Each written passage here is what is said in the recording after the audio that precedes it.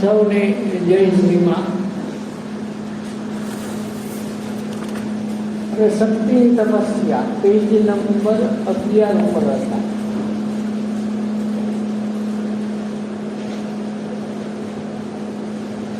પ્રથમ પેરેગ્રાફ છે એમાં જતા આપણે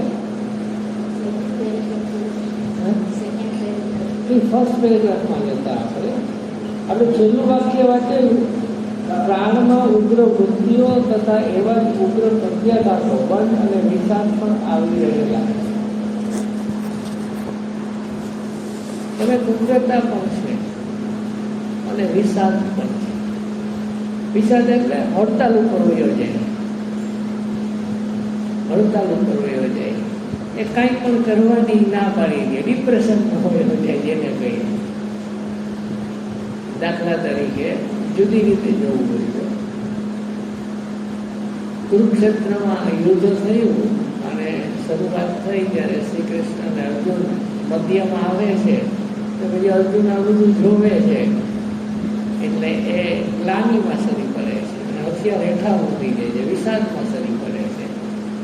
એ સમય પોતે યોદ્ધો છે, એનું તો મુખ્ય કામ જ યુદ્ધ કરવાનું છે ને, એ પ્રસંગ એની સામે છે.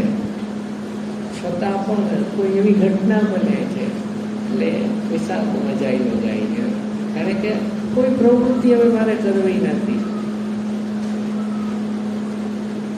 આ આસક્તિમાંથી જન્મેલી વાત થઈ કે અમારા સગાને હું કેમ મારીશ. બીજો વિષાદ એવો છે કે આપણને પસંદગી હોય અને એ વસ્તુ ન મળે તો દમ પછાડા કરે પ્રાણ, અને પછી હડતાલ પર ઉપર વયો જાય, કાંઈ નથી કરવું એમ કરીને ડર થઈ જાય. જેને આપણે કહીએ છીએ કોઈ વ્યક્તિ પ્રત્યે હોય, કોઈ વસ્તુ પ્રત્યે હોય, કોઈ ઘટના પ્રત્યે હોય, કોઈ કુટુંબ પ્રત્યે, સમૂહ પ્રત્યે એ હડતાલ પર ચાલ્યો જાય અને વિષાદમાં સરી પડે.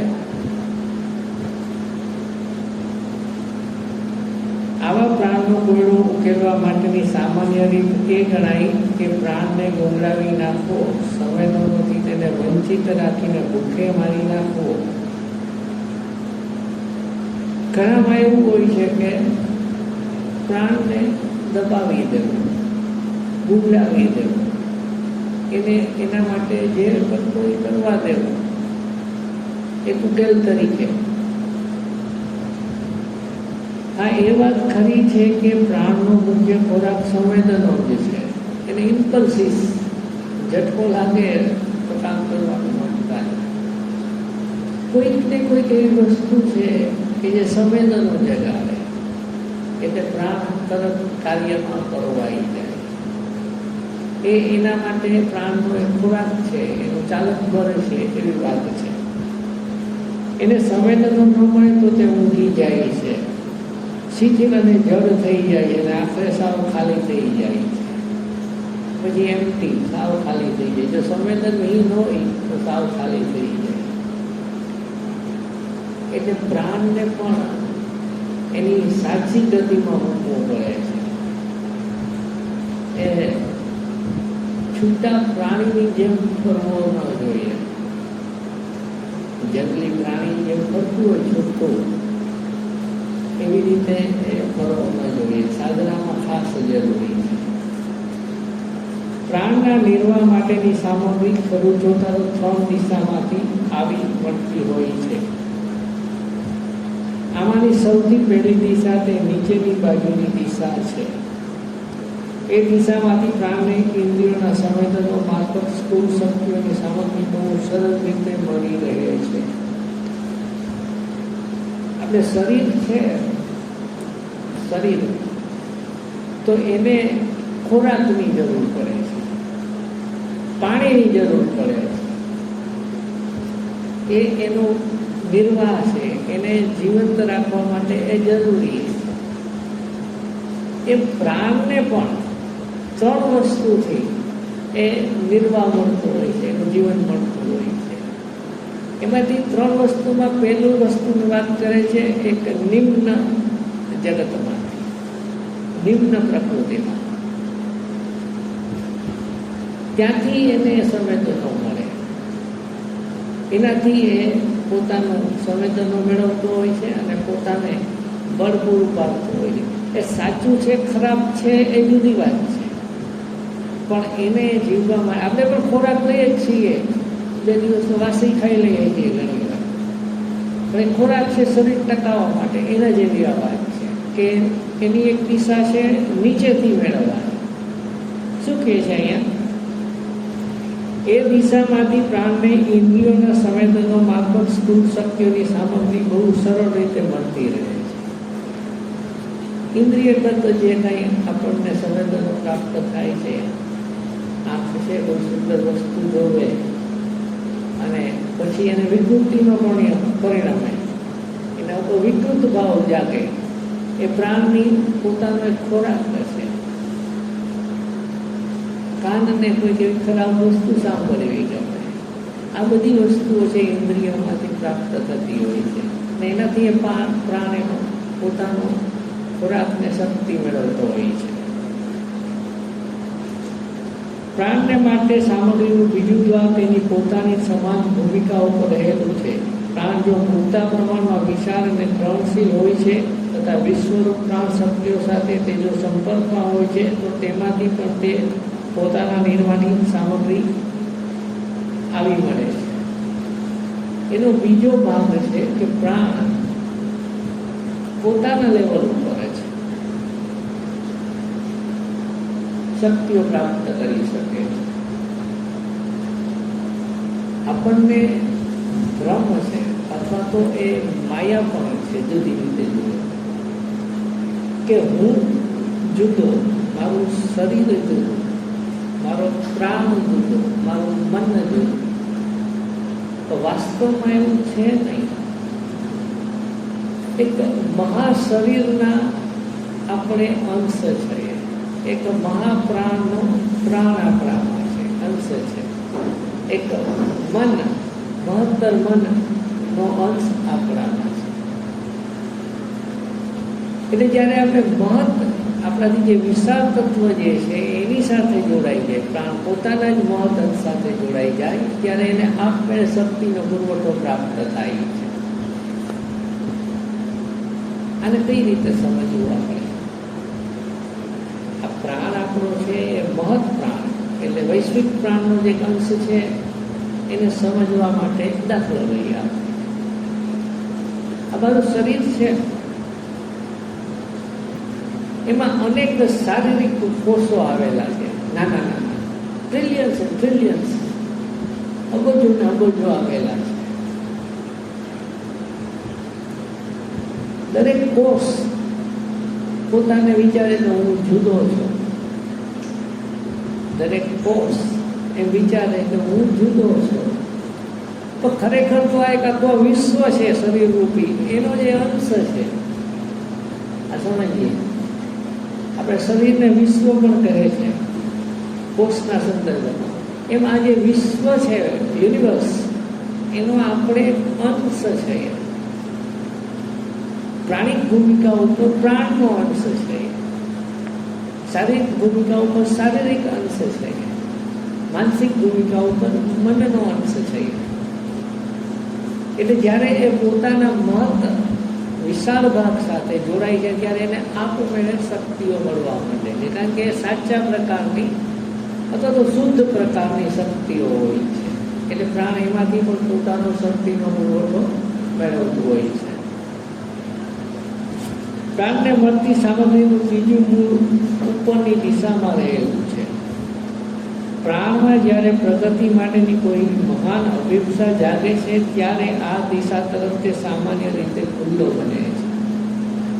એ ઉર્ધ્વ ભૂમિકામાં રહેલા આધ્યાત્મિક બળોને તથા પ્રેરણાઓને તે પોતાનામાં પ્રવેશવા દે છે અને તેમને પોતાનામાં પચાવીને તે પોતાની પુષ્ટિ મેળવે.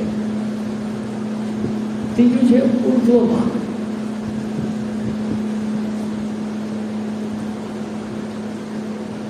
પ્રાણને જ્યારે કોઈ સાચી અભિપ્સા લાગે છે, કોઈ કરી છૂટવાની તમન્ના જાગે છે, ત્યારે એની જે પ્રેરણાનો સ્ત્રોત છે, એ શક્તિનું મૂળ છે, ઉર્ધ્વમાંથી ઉતરી આવે છે. આપણે જુદી રીતે સમજીએ. કોઈ લશ્કરમાં સૈનિક છે, એને પોતાના દેશ માટે મરી પીટવાની તમન્ના છે. એ બીજું કંઈ વિચારતો નથી, પણ એની શક્તિ જે છે, એ પ્રકારનો ભાવ છે, એ પ્રકારની અભિપ્સા છે, એ પ્રાણની હોય છે. એને કારણે ઉપરથી એ અભિપ્સા કે શક્તિ મેળવતો હોય છે અને પોતાને પુષ્ટ કરતો હોય છે. અને એમાં એ આગળ જ જાય છે, સામે છાતી એ લડે છે અને શહીદ પણ થાય છે.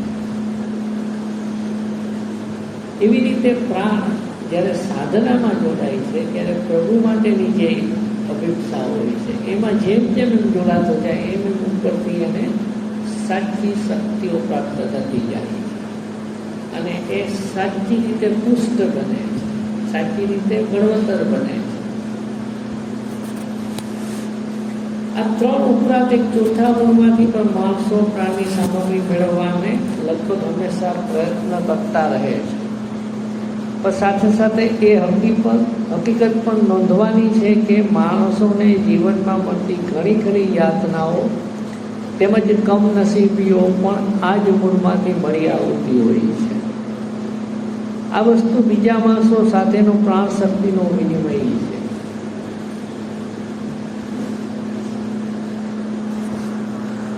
આપણે જ્યારે એકબીજા સાથે વ્યવહાર કરતા હોય છે, આદાન પ્રદાન કરતા હોઈએ છીએ, ત્યારે પ્રાણ શક્તિ એક્સચેન્જ થતી હોય છે, એકબીજામાં પ્રવેશતી હોય છે. બરાબર? આપણને ઘણી વાર એવું સ્પંદન આવે કે હું અહીં બેઠો છું ને મને એમ થાય છે કે મારો મિત્રને કંઈક થયું હશે, એક ઝબકારો થાય છે. એ જે જોડાણ છે, એ તંતુ જે જોડાણનો છે એમાં પ્રાણ શક્તિ અવર જવર કરતી હોય છે અને એને કારણે જો એ નિમ્ન પ્રકારથી જોડાયેલા હોય તો દુઃખ અને યાતના પણ લઈ આવતી હોય છે. ઘણી ખરી દુઃખ અને યાતના એ આ જગ્યાએથી આપણને મળતી હોય છે. આપણી પોતાની હોતી નથી કે મિત્રની પણ નથી હોતી, વૈશ્વિક પ્રકૃતિમાંથી થઈને એ આપણી તરફ આવતી હોય છે. આ વસ્તુ તે બીજા માણસો સાથેનો પ્રાણ શક્તિઓનો વિનિમય છે. આ વિનિમય મોટે ભાગે બબ્બેના જોડામાં મળીને માણસો કરે છે. લોકો ભૂલથી એમ માની લે છે કે આ તો પ્રેમ છે, પણ વસ્તુ તો તેમાં પ્રેમ જેવું કંઈ જ હોતું નથી. પ્રેમ માની લઈએ છીએ આપણે, પતિ પત્નીનો પ્રેમ, ભાઈ બહેનનો પ્રેમ, માતા પિતાનો પ્રેમ, જે કાંઈ આપણે માનતા હોય, અને એમાં એમ માનીએ છીએ કે પ્રેમના આદાન પ્રદાનમાં આપણે સાચી વસ્તુ કરી રહ્યા છીએ, પણ એ ખરેખર તો નિમ્ન પ્રકારની હોય છે અને એકબીજાની લાગણીઓ ને ઠેસ પહોંચતી હોય છે. તમે છેવટે જોશો કોઈ પણ પ્રેમમાં, માનવીય પ્રેમમાં એનું જોડાણ પ્રાણનું હોવાથી એ છેવટે એક યા બીજી રીતે, ભલે દેખીતી રીતે સફળ હોય છે જિંદગીમાં, પણ એક યા બીજી રીતે પ્રભુ કાર્ય માટે નિષ્ફળ હોય છે. પ્રેમનું જોડાણ સાચું છે ચૈત્ય પુરુષ. આપણે જ્યારે કોઈ પણ વ્યક્તિ સાથે જોડાઈએ ત્યારે આત્માથી જોડાઈએ, એટલે કે ચૈત્ય પુરુષના કોન્ટેક્ટથી એ કોન્ટેક્ટમાં રહીએ તો આ વિકૃતિઓ પ્રવેશતી નથી. આ વિકૃતિઓ પ્રવેશતી નથી, એનાથી પર થઈ શકીએ છીએ અને સાચું ત્યારે માતાજીનું કામ પણ થઈ શકે છે. એટલે જ્યાં પ્રેમને અત્યારે સર્વસામાન્ય સમજીએ છીએ એમાંથી એક વિકૃતિ પણ આવતી હોય છે, એમાંથી પ્રાણના સ્ખલનો પણ આવતા હોય છે. તે માત્ર પરસ્પરના વિનિમયમાં રાખતા બે બળો વચ્ચેનું આકર્ષણ જ હોય છે. એ ખરેખર તો વાઇટલ ફોર્સિસ છે, એકબીજાને આકર્ષણ કરી અને પોતે આનંદ લેતા હોય છે. એમાં પ્રભુનું કામ નથી હોતું. આ સ્થિતિમાં હવે આપણે જો પ્રાણને ભૂખે મારવો ન હોય તો પછી તેને મળતા સંવેદનો આપણે પાછા ખેલી દેવાના નથી, ઘટાડી નાખવાના નથી, ઉઠાવણ કરી નાખવાના નથી, તેમજ તેમનાથી ભાગી જવાનું પણ નથી. હવે આવો પ્રાણ છે તો આ બધા સંવેદનો જરૂર છે. શરીર છે તો ખોરાક જરૂર છે. આપણે ફાસ્ટ ફૂડ ખાઈને બગાડીએ છીએ, આપણે વાર્ષિક ખોરાક ખાઈને બગાડીએ છીએ, આપણે તીખું તળેલું ખાઈને બગાડીએ છીએ આજની પરિભાષા. એમ પ્રાણને પણ આ બધી વસ્તુઓ ભાવે છે તો એને દેવાની જરૂર નથી, એની બદલે એનો વિકલ્પ આપવાની માતાજી વાત કરે છે. એને બદલે આપણે શું આપી શકીએ? આ સંવેદનો જે એને જોતા હોય તો એને બદલે આપણે શું આપી શકીએ? પ્રાણની તપસ્યાનો માર્ગ આ નથી, એટલે કે એનાથી ભાગી જવું, એને મારી નાખવું, એને દબાવી દેવું, દમન કરી દેવું, એ નથી. એ તપસ્યા સંવેદનોનો વિવેક અને જ્ઞાનપૂર્વક ઉપયોગ કરવામાં રહેલી છે. સંવેદનો જ્ઞાન તથા કેળવણી મેળવવા માટેનું અત્યંત ઉત્તમ હથિયાર છે, અને એટલે સંવેદનો પાસેથી આ રીતનું કામ લેવાનું હોય તો તેમનો ઉપયોગ આપણા અહંકારના કોઈ હેતુને સાધવા માટે ન થવા દેવો જોઈએ. આ સંવેદનો દ્વારા આપણે બધું જ્ઞાન મેળવી શકીએ છીએ. આંખ જોઈ શકે છે, કાન સાંભળી શકે છે, ઇન્દ્રિયગત સંવેદનની વાત કરીએ તો સ્વાદ લઈ શકીએ છીએ, સ્પર્શ કરી શકીએ. તો એને મારી નાખવાના નથી, પણ એનો ઉપયોગ અહંકાર ન કરે એ રીતે આપણે જોવાનું છે.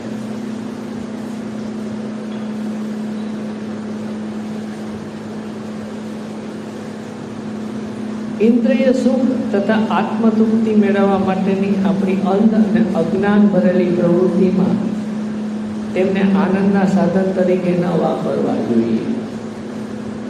અને સુખ માટે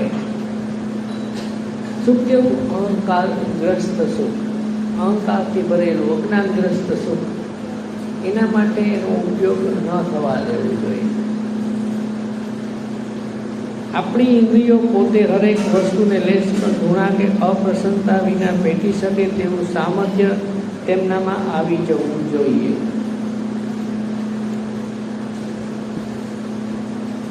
આપણું ઇન્દ્રિય છે તરત જ એક રિએક્શન આપશે. એ બહુ સૂક્ષ્મ હોય છે, પ્રતિક્રિયા જેને કહીએ. આંખે જોયું તરત જ એનું વિશ્લેષણ કરી અને એક રિએક્શન આપશે. કાને સાંભળ્યું તરત જ એ સાંભળીને કંઈક રિએક્શન આપશે, પ્રતિક્રિયા આપશે. આ બહુ નૈસર્ગિક પ્રક્રિયા છે આપણી ઇન્દ્રિયગત. તો એમાં ઘૃણા કે અપ્રસન્નતા વિના ભેટી શકે તેવું સામર્થ્ય હોવું જોઈએ. કોઈ વસ્તુને જોઈને આપણે ચીડ ચડે, કોઈ વસ્તુને જોઈને આપણે સુખ ચડે, કોઈ વસ્તુને જોઈને આપણે અપ્રસન્ન થઈ જઈએ. એનાથી પર જવાનું છે. એટલે કે જે દ્વંદ છે, બે ભાગ છે, સારું નરસું, સુખ દુઃખ જેમ કહીએ છીએ, એનાથી આપણે પર જવાનું. અને ત્યારે જો એ પ્રાણ સંવેદનો મેળવશે તો એ સાચા પ્રકારના ગ્રહણ કરી શકશે. પરંતુ આ સાથે ઇન્દ્રિયોમાં એક વિવેક શક્તિ પણ આવવી જોઈએ તથા ખીલવી જોઈએ. એક શક્તિ વડે ઇન્દ્રિયો પ્રાણના વિવિધ આંદોલનનું સ્વરૂપ, મૂળ તથા પરિણામ સમજી શકે તેવી થવી જોઈએ.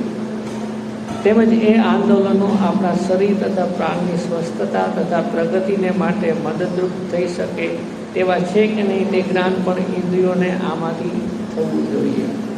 બહુ સૂક્ષ્મ વાત કરે માતાજી. એક વિવેક શક્તિ હોવી જોઈએ, ડિસ્ક્રિમિનેશન જેને કહે. આપણને પોતાને અંદરથી એ જ્ઞાન હોવું જોઈએ કે આ મારા માટે સારું છે, આ સાધના માટે ખરાબ છે.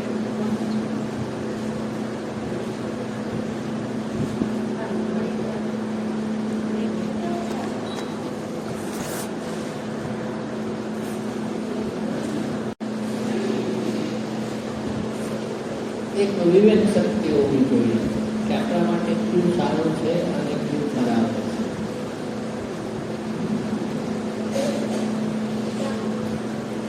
માતાજીને કોઈ પ્રશ્ન કર્યો,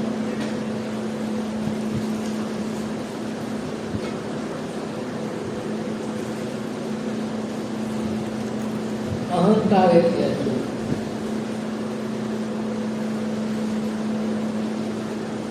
આપણને ખ્યાલ છે અહંકાર એટલે શું?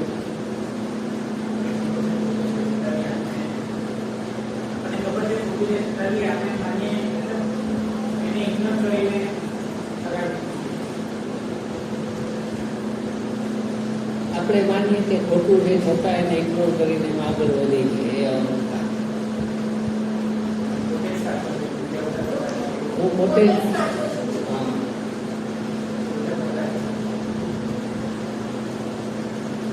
જો મેં તમને વસ્તુ સમજી દરેક બાબતો હું સાચો છું, દરેક બાબતો હું સાચો છું, અન્ય ખોટું છે, જેવું જે વર્તન કરે જેવું જે વિચાર કરે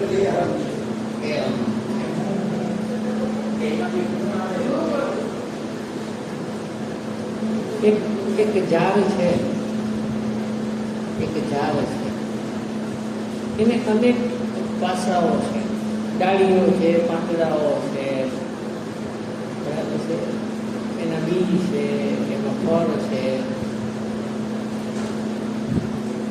આપણે અહંકારને સમજવા માટે એક વસ્તુ છે, વિવેક શક્તિની વાત છે એટલે આ વાત કરી.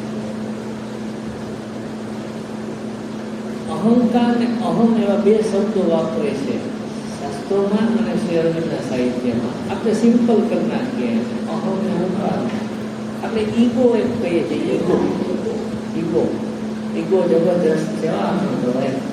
આપણે કહેતા હોય તો પછી અરીસામાં જોવાની જરૂર પડવી જોઈએ આપણને કે આમાં આપણું જ પ્રતિબિંબ ક્યાં છે.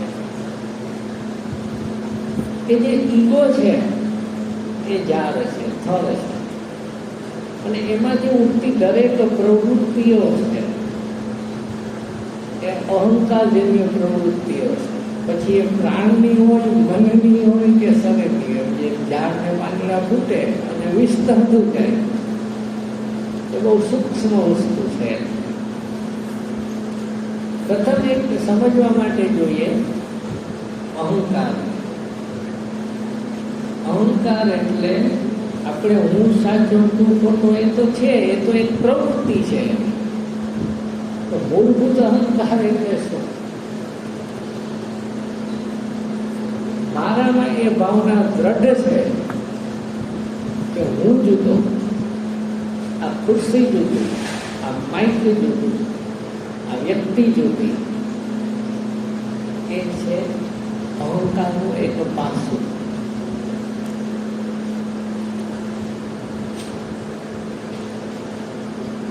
સાચો અહંકાર સમજવો હોય તો પ્રભુથી વિખૂટા પડીને જીવવું એને અહંકાર કહે છે. આપણી વ્યક્તિગત ચેતનામાં જે જીવવું એ ચેતના પ્રભુ સાથે, મા સાથે એકરૂપ થઈ જાય પછી અહંકાર ઉગડે. તું સાચો, હું ખોટો, મારો ગુસ્સો, મારી પ્રોપર્ટી, મારું મકાન, મારો ભાઈ, મારી બેન, એ તો એ બધા એના વિસ્તાર છે. આ મૂળભૂત આ વસ્તુના વિસ્તાર છે. એને પીછાડવો કેમ? તો બહુ સૂક્ષ્મ છે. ક્યારે એમાં શરીર પડે એ ખબર જ નથી પડતી. થાળીમાં સરસ જમવાનું નક્કી કર્યું કે આજે અનુકૂળ જમવું છે, આપણે અનુકૂળ નથી, પણ જોયા પછી આપણે 3 ગણું જમી લઈએ. એનું ડિસ્ક્રિમિનેશન, વિવેક શક્તિ રહેતી નથી. તો માતાજી એમ કીધું છે એક જગ્યાએ કે જે વસ્તુઓ, જે પ્રવૃત્તિઓ, જે તમે જ્ઞાન જે કાંઈ હોય તમને મારાથી દૂર લઈ જાય, એટલે મતલબ કે અહંકારમાં છો, એ વસ્તુ તમે ન કરો. તો કોઈ પણ કાર્ય કરીએ અને આપણે થોડુંક અંદર જોઈએ, થોડુંક એક ક્ષણ માટે તો ખ્યાલ આવે છે કે આપણે કાંઈક ખોટું કરી રહ્યા છીએ. આપણે ઈશ્વરથી, આપણા ઈષ્ટદેવથી, માતાજીથી દૂર લઈ જાય એવી આ વસ્તુ છે. એટલે સમજવું કે અહંકાર એમાં પ્રગટ થયેલો, ભલે સૂક્ષ્મ હોય પણ એનું ત્યાં અડ્ડો જમાવેલો છે. અને જે વસ્તુ, જે ક્રિયાઓ માતાજી કહે છે મારી તમને સમીપ લઈ આવે, નજીક લઈ આવે, મારી હાજરી તમને અનુભવાય, એટલા તમે એમાંથી મુક્ત થતા જશો. આ વિવેક શક્તિની વાત છે. આ પ્રેક્ટિકલી કઈ રીતે કરવી. એટલે પછી કામનું કોઈ મહત્વ નથી કે આ કામ મોટું, આ કામ નાનું, આ વ્યક્તિ મોટો, આ વ્યક્તિ નાનો, આ સંસ્થા મોટી, આ સંસ્થા નાની, આ ગાડી ઓડી છે એ સારી, મારું બે ન ચાલે, કોઈ મહત્વ નથી. See the difference. વિવેક શક્તિ આવી જાય છે ઓટોમેટિક આપણા કે માના કામ માટે શું વસ્તુ જરૂરી છે. ઓલી બધી તો આપણા અહંકારને જરૂરી છે કે હું BMW ફરું, એ તો અહંકારને જરૂરી છે. તો બંગલામાં મોક્ષોપ મારા હોય, અહંકારને જરૂરી છે. માતાજી રાખશે મોક્ષોપમાં, એવું જરૂરી નથી કે ન રહેવા. જનક રાજા હતા તો રાજા હતા, અપાર સુખ ને ધન સંપત્તિ અને એવી સત્તા એની, છતાં એનું નામ શું હતું ખ્યાલ છે? જનક વિદેહી. વિદેહી શું કામ કહેતા? દેહથી મુક્ત હતા, તો દેહથી મુક્ત જીવતા કેમ થવું?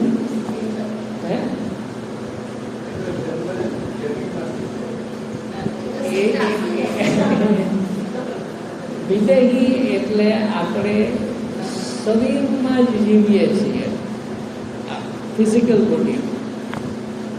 વિદેહી શરીરથી પર ખરેખર એ જીવી શકાય ત્યારે આપણી ચેતના સ્થિર થઈને અહીંયા મસ્તક ઉપર આવી જાય, દશાંગર ઉપર. બરી નહીં જગ્યાઓ ખાતરી રાખજો. ત્યારે એને વિદેહી અવસ્થા કહે છે. દેહની બહાર છતાં દેહમાં જીવે છે. એનું સ્ટેશન છે એ વિદેહી થઈ ગયું છે, મસ્તકની ઉપર. આસક્તિ નહીં, એની ચેતના ઉર્ધ્વમાં સ્થિર થયેલી છે. એની ચેતના વિદેહ દેહની બહાર સ્થિર થયેલી છે. મતલબ કે આપણું જે સૂક્ષ્મ શરીર છે એમાં એ સ્થિર થઈ જાય છે. એને સ્વામિનારાયણ સંપ્રદાયમાં અક્ષર કહે છે, અક્ષર પુરુષ. અક્ષર પુરુષોત્તમની જે વાત છે એ ત્યાં છે, ત્યાં સ્થિર છે, એ અવસ્થામાં ત્યાં સ્થિર છે. તો આ જે વિવેક શક્તિની વાત છે, માતાજીએ બહુ સિમ્પલ વાત કહેલી છે કે મારાથી તમને જે દૂર લઈ જાય ને અહંકાર છે એમાં તો વિવેક શક્તિ વાપરો, મારાથી નજીક જે તમને લઈ આવે એવું તમે કરો. શરૂઆતમાં કદાચ ન થાય તો અભિપ્સા રાખો, ધીરે ધીરે એ ચાતરીને એ કામ કરો.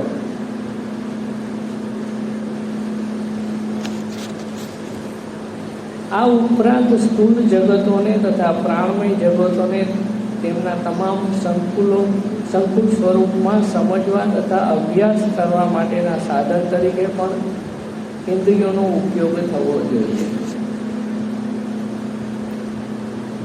ઇન્દ્રિય છે એ આપણને જ્ઞાન મેળવવાનું સાધન છે, પણ ઇન્દ્રિય આ આંખ છે, આ કાન છે, આંખની પાછળ સૂક્ષ્મ દ્રષ્ટિ પણ છે. સમજીએ આપણે, ઇન્દ્રિય ફક્ત અહીં આંખથી પૂરી નથી થતી, સૂક્ષ્મ દ્રષ્ટિ પણ છે. આપણને અનુભવ છે પણ આપણે ધ્યાન નથી દીધું એ બાબત. આપણે આંખો બંધ કરીએ કોઈ મૂર્તિ સામે ઊભા રહીને થોડીક વાર જોઈએ, પછી આંખ બંધ કરીએ છતાં એ મૂર્તિ દેખાય છે આપણને. તો એ જોનાર કોણ? એ આપણી સૂક્ષ્મ દ્રષ્ટિ છે. એમ ઇન્દ્રિયના સૂક્ષ્મ ભાગો પણ છે, સ્પર્શના, સ્વાદના, જે હોય સૂક્ષ્મ પણ છે, શુદ્ધ પણ છે. એ સાચું એનું સંવેદન પ્રાપ્ત કરી શકે.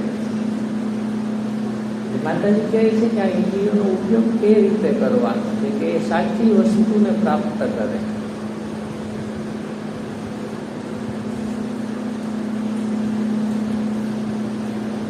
આ બધું થશે ત્યારે ઇન્દ્રિયોને રૂપાંતર માટેના માનવ જાતિના મહાપ્રયત્નમાં પોતાનું સાચું સ્થાન મળી રહે છે. અને પછી ઇન્દ્રિયો પણ એના સાચા સ્થાને પ્રગટ થશે, રૂપાંતર થાય. ત્યારે બાહ્ય ઇન્દ્રિયો પણ આપણે પ્રાણને દુર્બળ કરી નાખીશું તો તેથી આપણી સાચી પ્રગતિ સાધવામાં આપણને કશી જ મદદ નહીં મળે. પ્રાણને કંઈ ખોરાક જ ના આપીએ તો એ દુર્બળ થતો જશે, ઢીલો થતો જશે, અને પછી કોઈ બિન ઉત્સાહ વગરનો થઈ જશે. એને કોઈ જાતનું ઇમ્પેટસ, ધક્કો માંગા, ચાલક પર કાંઈ નહીં મળે. એટલે એને પોતાને દુર્બળ થવાથી કામ કરવાની, પ્રગતિ કરવાની, એ સારા કાર્યમાં જોડવાની ઈચ્છા જ નહીં રહે. પ્રાણને પ્રકાશિત કરીને, બળવાન તથા વિશુદ્ધ કરીને જ આપણે સાચી પ્રગતિ સાધી શકીશું.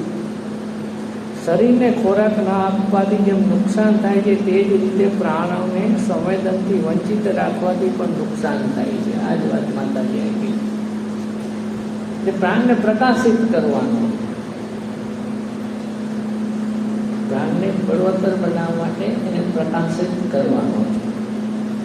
પરંતુ આ સંવેદનોની પસંદગી પણ આપણે શરીરના ખોરાકની પસંદગી જે રીતે ડાપણ વાપરીને તથા અમુક દ્રષ્ટિપૂર્વક કરીએ છીએ તેવી જ રીતે કરવાની રહે. આપણે વાત કરી કે ખોરાકમાં પણ એક વિવેક શક્તિ હોવી જોઈએ. એ જ રીતે આપણી લાગણીઓ છે, પ્રાણના સંવેદનો છે, એમાં એક વિવેક શક્તિ રાખવાની. પ્રાણ એક મહાન ક્રિયા શક્તિ ધરાવતું કરણ છે.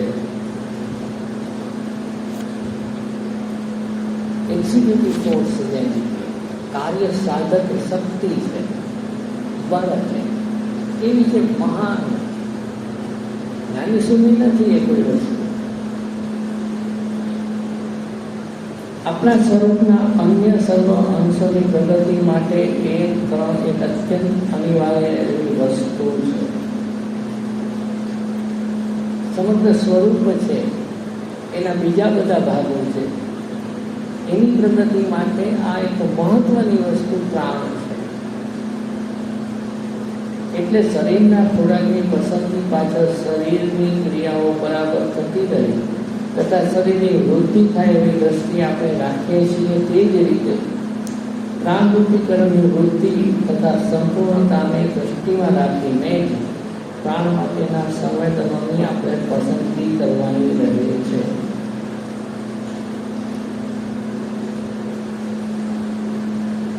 આપણું શરીર ખૂબ થાકી ગયું છે.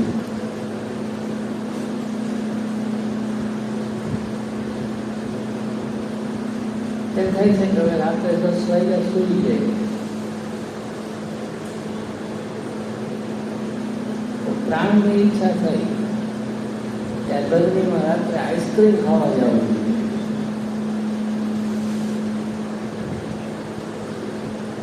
એટલે મિત્રને ફોન કર્યો કે હાલ સુઈએ બેઠો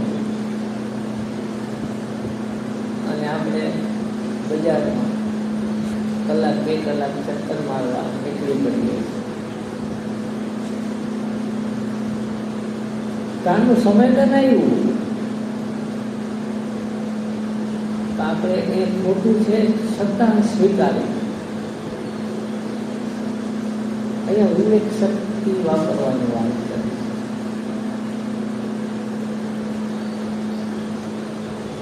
આવું કરીએ કે શું થાય કે ઇમ્બેલેન્સ થવા માંડે.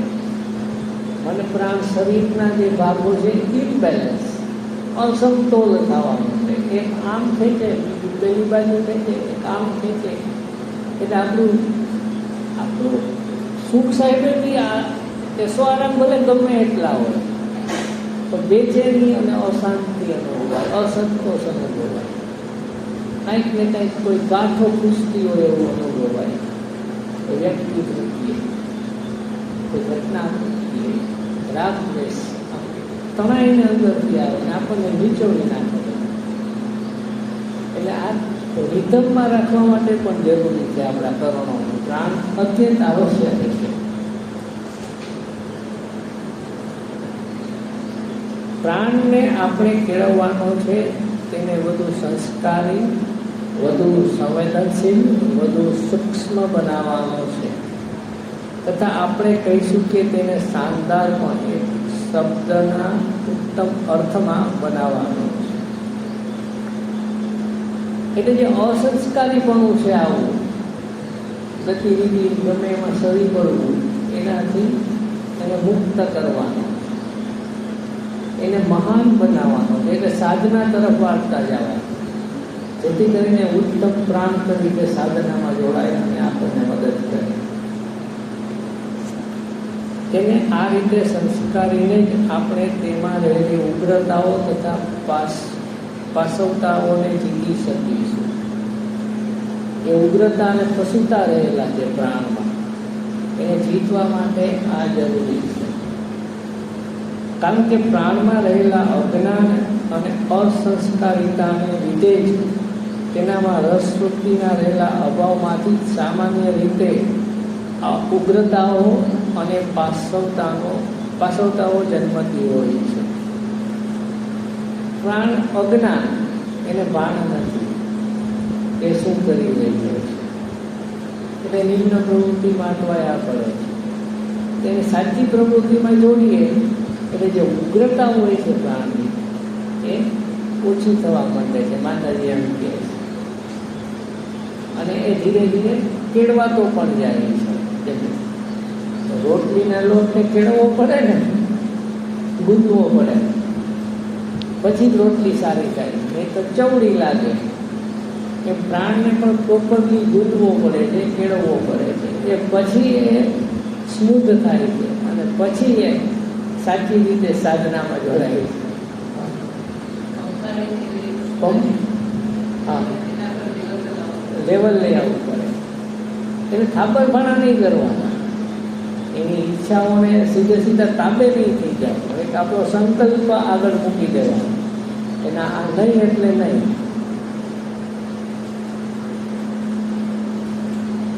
ખરું જોતા તો પ્રાણ કેળવાયેલો નથી હોતો, ત્યારે તે જેમ કુદરતી રીતે અસંસ્કારી, અહંપ્રધાન અને વિકૃત હોય છે, તેવી જ રીતે તે જ્યારે કેળવાય છે, પ્રકાશ પામે છે, ત્યારે તે એટલો જ ઉમદા, વીર અને નિસ્વાર્થી બની શકે છે.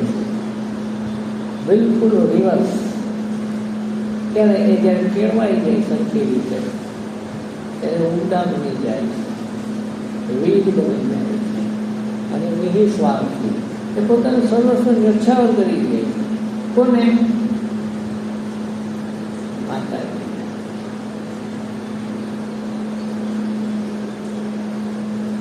માતાજી કહે છે કે when the vital is converted, it becomes a warrior. માતાજી એના માટે શબ્દ વાપરે છે વોરિયર, યોદ્ધો બની જાય. ત્યારે વાઇટલ કન્વર્ટ થાય છે આપણો સાચી દિશામાં, ત્યારે યોદ્ધો બની જાય છે. તો યોદ્ધો બહેનો માતાજી એ બધાને પરાસ્ત કરતો કામ કરે છે. પછી માતાજી એ વાત અહીંયા કરે છે, ઉમદા, વીર અને નિસ્વાર્થ કરી જાય છે. એને ફક્ત એક જ લક્ષ્ય છે કે માનું કામ છે એ થવું જોઈએ.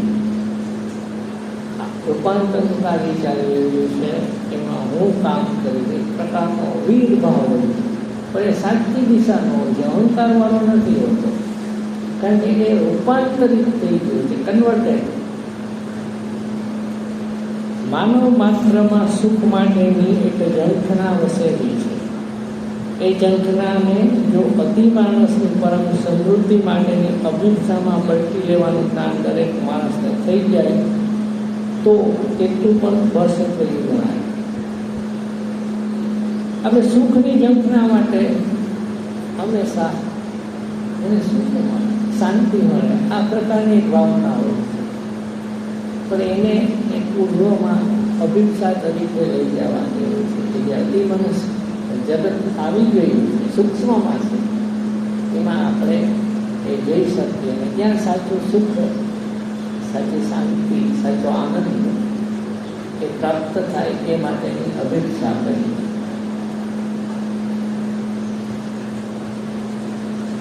અને આ માટે પ્રાણની કેળવણીને જો ખંતપૂર્વક અને સાચા દિલથી ખૂબ આગળ વધારવામાં આવે તો પછી માનવના જીવનમાં એક એવી ક્ષણ જરૂર આવે છે જ્યારે પ્રાણને પૂરી ખાતરી થઈ જાય છે કે અરે મારી સમક્ષ તો આ એક ઘણું મહાન, ઘણું સુંદર ધ્યેય આવી રહેલું છે. જો આવી અપેક્ષા રાખીએ તો સાચા ધ્યેયનું ભાન થાય છે કે આ વસ્તુ મારે કરવા માટે છે, આના માટે મેં આ દેહ, આ જન્મ ધારણ કરેલો છે, મારું કાર્ય તો આ છે. જેવી સાચા કાર્યની ભાન થાય ને એટલે શક્તિ આપોઆપ મળે. આપણે જોયું હશે કોઈ પણ કાર્ય આપણે સાચું કરવાનું થાય ને એટલે શક્તિ આપોઆપ થવા માંડે. ઉપર ખ્યાલ આવે કે આ કરવાનું છે, પછી એ નિર્વિઘ્ન થવા માંડે.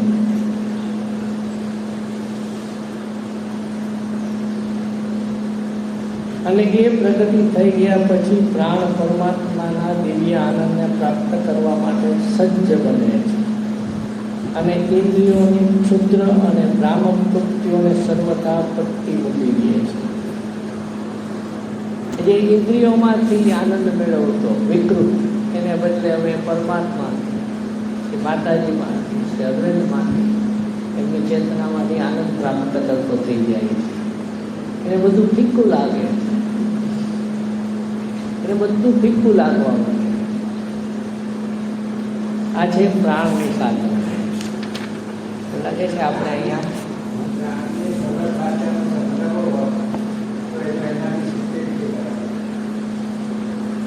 જો સવારે એક પ્રશ્ન હતો કે પ્રાણ એટલે આપણો આત્મા. આપણે ઘણી વાર એમ કહીએ આનું પ્રાણ પખેરું ઉડી ગયું, તો શ્રી અરવિંદ એને પ્રાણ નથી કહેતા. શ્રી અરવિંદના યોગમાં એને પ્રાણ નથી કહેતા, એને ચૈત્ય પુરુષ કે આત્મા જ કહીએ. આપણે આત્મા કહીએ, સમજવા જીવાત્મા કહીએ, આત્મા કહીએ, જે ના એવું જીવાત્મા એટલે આત્મા એ જીવ તરીકે.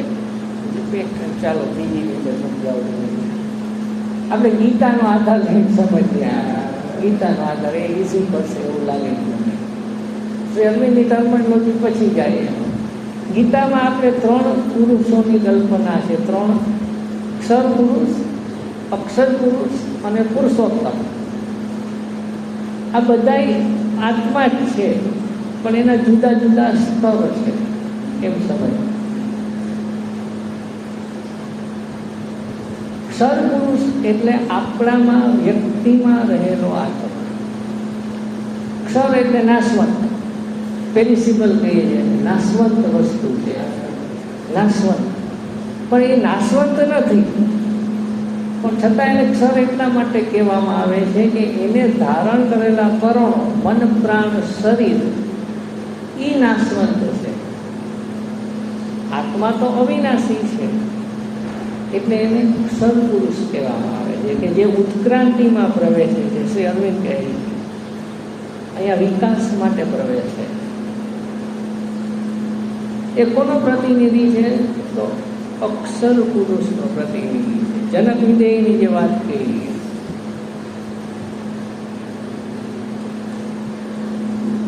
એનો આત્મા હું છે, એનો પ્રતિનિધિ તરીકે એક ભાગ વિકાસમાં પ્રવેશે છે. એને અક્ષર પુરુષ, શ્રી અરવિંદની ભાષામાં ચૈત્ય પુરુષ, વિકસતો આત્મા, ઇવોલ્વિંગ સોલ કહે છે.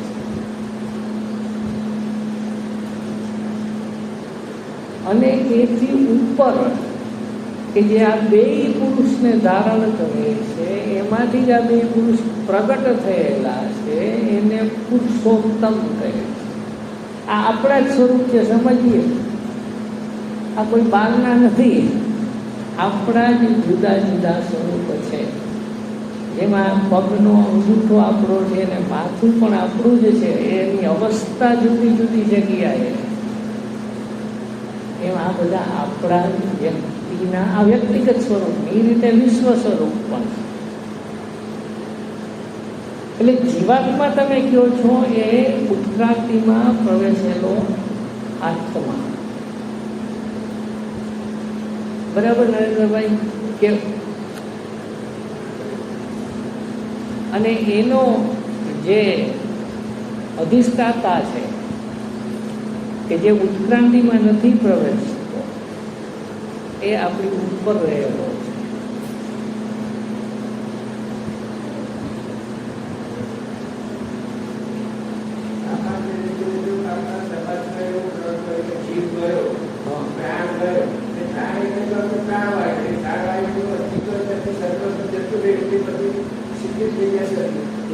જો એક વસ્તુ સમજ્યા, શ્રી અરવિંદના યોગમાં પ્રાણ એટલે કે વાઇટલ, એને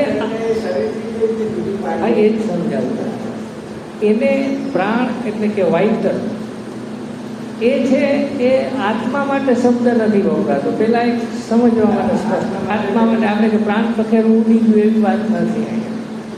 એક જુદી જ વાત છે. આપણા શરીરમાં, આપણા આત્માને, આપણા સ્વરૂપમાં 3 કરણ આપવામાં આવ્યા છે, ઇન્સ્ટ્રુમેન્ટ, સાધનો આપવામાં આવ્યા છે વિકાસ કરવા માટે. આ ઇવોલ્વિંગ સોલ છે, વિકસતો આત્મા છે, એને 3 વસ્તુ આપવામાં આવેલી છે: મન, પ્રાણ અને શરીર. હવે જુદા કેમ પાડવા? આપણે બધું ભેગું થયેલું લાગે. શેરવીને લંપ કહે છે, લંપ. માટીનો લોંદો હોય એમાં બધું ભેગું લાગે. આપણને બધું ભેગું લાગે. શું છે એ ખબર નથી પડતી. જો આ ખબર સાચી રીતે પાડવી હોય તો અંદરનો પ્રવાસ જરૂરી છે, આંતરિક જવું જરૂરી છે. આ ફક્ત શબ્દથી નહીં સમજે. આપણી જે વિચાર કરવાની જે ક્રિયાઓ છે, ચિંતન કરવાની જે ક્રિયાઓ છે, બુદ્ધિગમ્ય જે અમુક ક્રિયાઓ છે, એ છે મનનો ભાગ.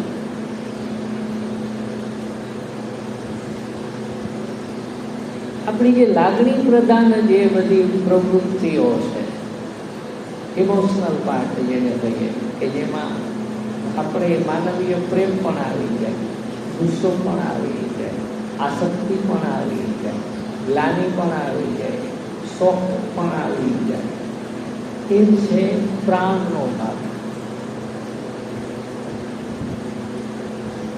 ક્રોધ આવે એટલે સમજવું કે આપણો પ્રાણ એક્ટિવેટ થયો છે. કોઈ સારો ખરાબ વિચાર આવે તો સમજવું કે મન એક્ટિવેટ થયું છે. અને આ બે એક્ટિવેટ થયા પછી સામેવાળાને તમાચો તોડી દઈએ એટલે સમજવું કે આપણું શરીર એક્ટિવેટ થયું છે.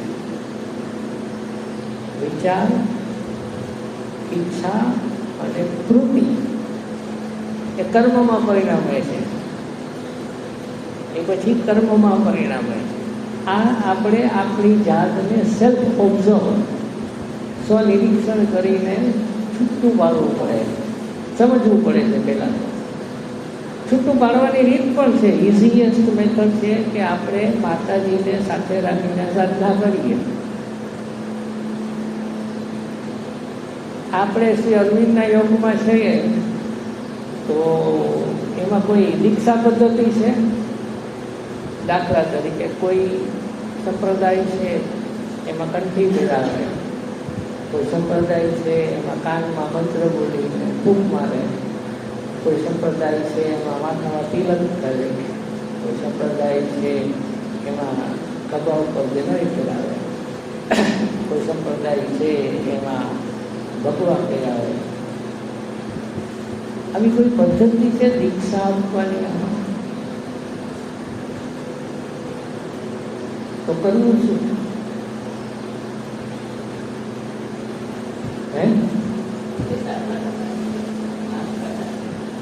શ્રી અરવિંદે આપેલી છે. શ્રી અરવિંદે આપેલી છે પદ્ધતિ. એને એક શિષ્યે પ્રશ્ન કર્યો કે ગુરુદેવ તમે મને દીક્ષા આપો. આવું સ્પષ્ટ પ્રશ્ન જ કર્યો. વેકેશન યોગમાં છે, kindly initiate me to your યોગ. મને તમારા યોગની દીક્ષા આપો. તો શ્રી અરવિંદે કીધું there is no method in this yoga. આમાં આ યોગમાં કોઈ જાતની પદ્ધતિ છે નહીં દીક્ષા આપવાની, વ્યવસ્થા જ નથી. પણ એક છે એમ કીધું પછી એમાં એમ કીધું કોન્સન્ટ્રેટ ઇન ધ હાર્ટ. દીક્ષા લેવી હોય આપણે તો એ આપણે પ્રયત્ન કરવાનો છે. હૃદય કેન્દ્રમાં તમે એકાગ્ર થાઓ. હૃદય એટલે આપણું આ હૃદય નહીં, ફિઝિકલ હૃદય ડાબા પડખે જે છે એ નહીં, છાતીની મધ્યમાં, પાસળીની નીચે. તો પોચું લાગશે ને આટલો એ ભાગ પોચો લાગશે. એ કેન્દ્ર છે હાર્ટ સેન્ટર. ત્યાં એકાગ્રતા કેળવું. આપણું છૂટું વિખરાયેલું મન છે, પ્રાણ છે, દોડાદોડ કરે છે, એની બદલે એ કોન્સન્ટ્રેશન છે એ હૃદય કેન્દ્રમાં સ્થિર કરવી. અને ત્યાં માતાજીને બોલાવીએ. All power in presence of the mother. ત્યાં માતાજીની શક્તિ અને હાજરીને ઉતારીએ. તુમ પધારોમાં અનંત પ્રકાશિની. એ જે ભજન સાંભળીએ છીએ પણ એ કરવાનું છે આ તું હૃદયે વસનારી. એ ખરેખર ત્યાં બેઠેલી જ છે. આ તો આપણે જાગૃત થવા માટે આ વિધિ કરવી પડે. અને પાવર એન્ડ પ્રેઝન્સ જે આવે છે, શક્તિ અને હાજરી, એને સમર્પિત થઈ જાય. અને પ્રાર્થના શરીરના બતાવ્યા છે. શરીર, સૂક્ષ્મ શરીર અને કારણ શરીર. જે કારણ શરીર છે એ હૃદય તરફનો ભાગ છે. હા, શરીર જે આપણે 3 બતાવ્યા છે ને એ આ સ્થૂળ શરીર છે, દેખાય. પછી એનાથી થોડુંક મોટું, એનાથી થોડુંક વિસ્તરેલું એ છે સૂક્ષ્મ શરીર. અને એ બંનેથી થોડું મોટું ને એનાથી થોડું વિસ્તરેલું એ છે કારણ શરીર, કોઝલ બોડી. સ્થૂળ ભાગ છે એમાં અહંકાર દ્વારા આપણું સંગઠન થયેલું છે, એના કારણે આપણે ટકી રહેલા. સૂક્ષ્મ ભાગ છે હૃદયમાં પાછળ, એમાં ઇનર બીઈંગ એટલે કે આંતરિક સ્વરૂપ એક છે એ ધારણ કરે છે. અને એના પછી કોઝલ બોડી જે છે કારણ શરીર, ત્યાં ચૈત્ય પુરુષ બેઠા છે. એટલે આપણે જ્યારે અંદર પ્રવેશીએ ત્યારે ગુફામાં પ્રવેશતા હોય એવું લાગે, એવું માતાજી કહે.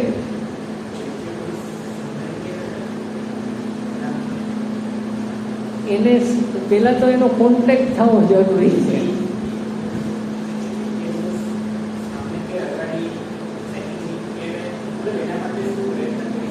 એના માટે જ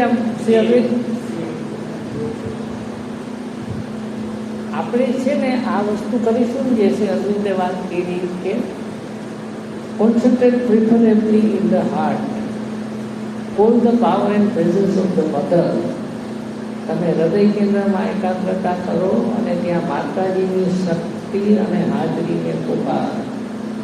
શા માટે એ કીધું છે અરવિંદે?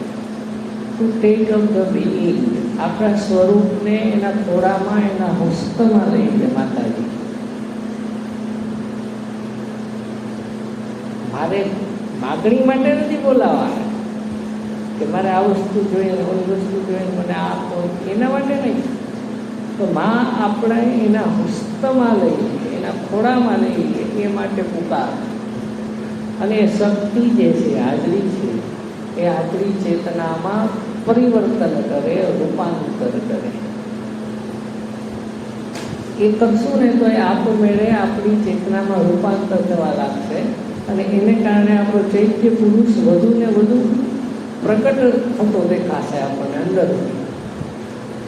આપણો ચૈત્ય પુરુષ અંદરથી પ્રકટ થતો દેખાશે અને પછી એ ધીરે ધીરે મન પ્રાણ શરીરને પોતાના કબજામાં લે છે, એના ઉપર શાસન સ્થાપે છે, એનો સ્વામી બને છે અને પછી એ જીવનને દોરે છે. એને ચૈત્ય પુરુષ અગ્રભાગે આવેલો કહેવાય છે, સાયકિક બિંગ ઇન ફ્રન્ટ.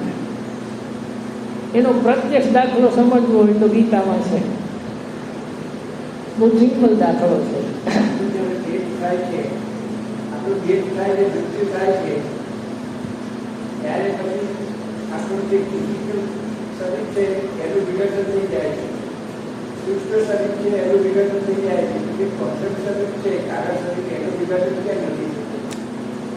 એ ચિન્મય શરીર છે, અને ચિન્મય શરીર કહે છે. તમારે હજી આમાં ડીપમાં જવું હોય માતાજીની સરસ અનુભૂતિ છે. ચૈત્ય પુરુષનું મહત્વ શું છે એ સમજી લઈએ. પહેલાં એક વસ્તુ આપણે એ સમજીએ કે ચૈત્ય પુરુષ અગ્રભાગે એટલે શું કે અત્યારે આપણે મન પ્રાણ શરીરથી જીવવા ટેવાયેલા છે કે મન કાંઈક કેમ કરવા માંડીએ, શરીર કાંઈક કેમ કરવા માંડે, પ્રાણ કાંઈક કેમ કરવા માંડીએ છીએ. એની બદલે એ આત્મા જે છે ચૈત્ય પુરુષ છે, એને પ્રભુનું સીધે સીધું આદેશ સંકલ્પ ખ્યાલ છે કે કઈએ કેમ આપણું જીવન દોરવાય છે. એ દોરવાય છે એટલું જ નહીં, પણ આ ત્રણેય સાધનો છે એને પોતાના કબજામાં, તાબામાં રાખે છે અને એ કેમ વર્તન કરે છે. પછી એને ચૈત્ય પુરુષ અગ્રભાગે આવેલો કહેવાય છે. અને આ પ્રકારની જો સાધના હોય એને શ્રી અરવિંદ સનલિટ પાથ કહે છે, સૂર્યપ્રકાશિત સાધના. સનલિટ પાથ જે છે એ ચૈત્ય પુરુષ જ્યારે ફ્રન્ટમાં આવી જાય છે ત્યારે એ સાધના, કારણ કે પછી તો એને ખ્યાલ છે માર્ગ શું છે, કઈ રીતે નીકળી પડવું એમાં. આખા આ જગ્યાએ જ મારવાના છે મન પ્રાણ શરીરમાં, એને ખ્યાલ છે, પછી એ લઈ જશે. ના, એવું નથી, તમને સમજાવવું નથી. એટલે ફોર ફ્રન્ટમાં આવે એટલે શું થાય કે કુરુક્ષેત્રના મેદાનમાં રથમાં અર્જુન ક્યાં બેઠો હતો? રથમાં અર્જુન કઈ જગ્યાએ પાછળ, કૃષ્ણ ભગવાન ક્યાં બેઠા હતા? આ ફોર ફ્રન્ટમાં આવ્યા કહેવાય. સમજીએ, ભગવાન એને દોરે છે ત્યારે, એને ફોર ફ્રન્ટ અગ્રભાગે આવી ગયા એ દોરે છે. એ ફોર ફ્રન્ટમાં જે શ્રી અરવિંદ કહે છે એને આ ફોર ફ્રન્ટ કહે છે, અગ્રભાગે આવું.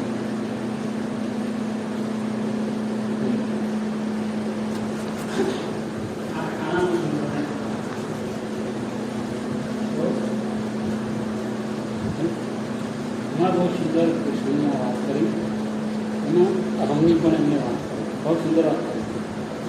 છેલ્લે જ્યારે આ દાખાને ધ્યાનમાં રાખો, છેલ્લે જ્યારે યુદ્ધ પતી જાય છે ત્યારની વાત કરો. યુદ્ધ પત્યા પછી કૃષ્ણ અર્જુનને કહે છે તું તો લૌકિક જગતની રીતે સાથી કહેવું અને રથનો દોરવાનો બોલ. ત્યારે કૃષ્ણ કહે છે તું તો, એટલે એ વખતે અર્જુન કહે છે કે ના હું નહીં મૂકું, તમે કહેલા. પછી કૃષ્ણ અર્જુનને આદેશ આપે છે, હું તને આદેશ આપું છું તું કહે. એટલે એ વખતે શું થઈ ગયું કે યુદ્ધ જીત્યાનો સૂક્ષ્મ અહંભાવ અર્જુનમાં થયો છે. સૂક્ષ્મ અહમ, એટલે જે સૂક્ષ્મ અહમની વાત કરી ને એ વાત ત્યાં અર્જુનમાં એ સમય પણ પ્રવેશી ગયો. એટલે સૂક્ષ્મ અહમ એટલો જેને કોઈ ખરાબ કે જે હોય વ્યક્તિમાં ક્યારે ઘૂસી જાય છે, આટલું બધું જ્ઞાન હોય છતાં ખબર નથી પડતી. એટલે માતાજીના સમય એટલું કહ્યું કે સૂક્ષ્મ અહમનો પ્રવેશ માતા. સૂક્ષ્મનો મતલબ જ છે કે દેખાય નહીં આપણને, છુપાવે છે, પ્રવેશી જાય. હવે બે જાજુ નહીં લો, કારણ કે આમાં તો ઘણું બધું ટેક્સમાં જાય એવું લાગે છે. તો કોઝલ બોડી જે છે, જે કારણ શરીર છે એ ચિન્મય છે, એ મૃત્યુ નથી પામતું. ચૈત્ય પુરુષ જે છે એ દેહ, મન, પ્રાણ, શરીરને છોડીને ચૈત્ય લોકમાં જાય છે. એ આ જે શરીર મૃત્યુ નથી પામતું, કોઝલ બોડી, એનો મુખ્ય આધાર છે, એના આધારે જ એવું છે. પણ એની સાથે અમુક રહી જાય છે, જે સવારે નરેન્દ્રભાઈ વાત કરી કે જે દિવ્ય થયેલી પ્રકૃતિના ભાગો છે એ પોતાની સાથે રહી જાય છે. એ વિકસતો આત્મા છે, જે વિકાસની પ્રક્રિયામાં જે વિકાસ કરેલો છે એ દિવ્ય પ્રકૃતિના ભાગ છે, એ પોતાની સાથે દિવ્યતા લઈ જાય છે, એની આજુબાજુમાં સંગઠિત થયેલી હોય છે. અને પછી પાછો એ જન્મ લેવા આ વકરા વાતાવરણમાં પ્રવેશે છે, ઉપરથી નક્કી કરે છે કે ક્યાં મા બાપ, કયું સ્તર, કયા પ્રકારના અનુભવો લેવા અને કયા પ્રકારની પ્રગતિ સાધવી. અને એ પછી જન્મમાં પ્રક્રિયા કરે છે ત્યારે આ જે દિવ્ય થયેલો ભાગ છે, જે સાધનાનો, એની સાથે પ્રવેશે છે માના ગર્ભમાં, જન્મધારણની પ્રક્રિયામાં. એટલે એ ભાગ છે એ ચિન્મય જ હોય છે અને એ વધતો જાય છે, એ વધતો જાય છે. જેમ જેમ જન્મ થાય એમ ચૈત્ય પુરુષનો વિકાસ અને એની દિવ્યતા પ્રખર થતા જાય છે. સમજ્યા? એ પ્રખર થતા જાય છે, કાંઈક ને કંઈક નવી વસ્તુ મેળવી અને પાછો જાય છે, પાછો આવે, પાછો જાય છે, પાછો આવે.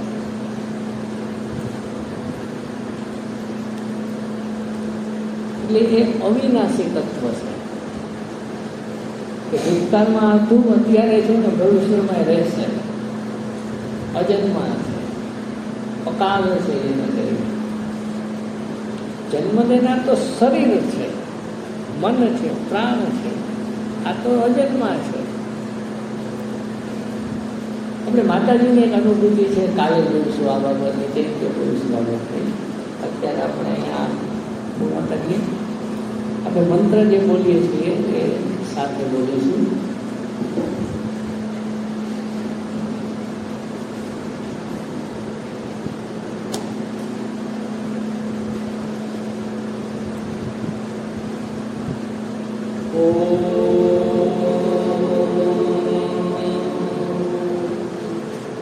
તત્સવિતુર્વરેણ્યં